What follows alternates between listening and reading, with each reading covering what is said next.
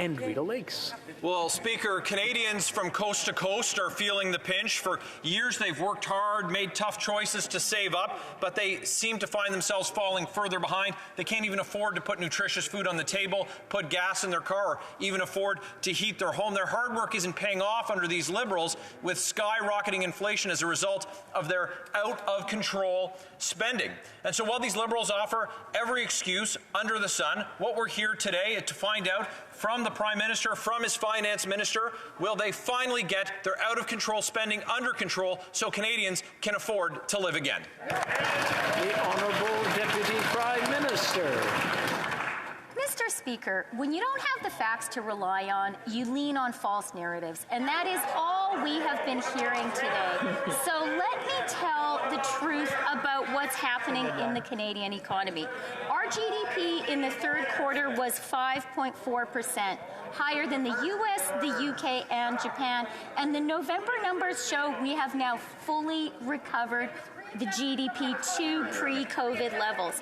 Jobs, 108% ahead of where they were before COVID. Moody's and S&P have both reaffirmed Canada's AAA rating.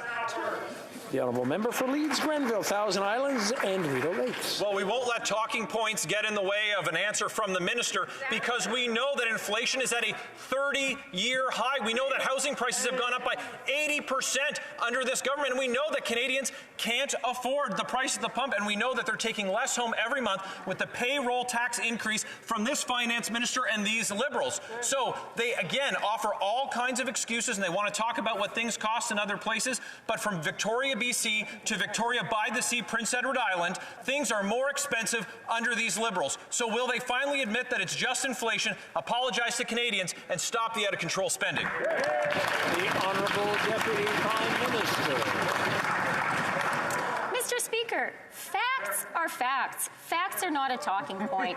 So let me underscore that the data released by StatsCan today shows that in November, our GDP grew by 0.6%. That's the 6th consecutive month of growth. And this is a real milestone because it shows that our GDP has now exceeded where it was before the pandemic, the deepest recession since the Great Depression. I'd like to congratulate Canadians for their resilience, Mr. Speaker.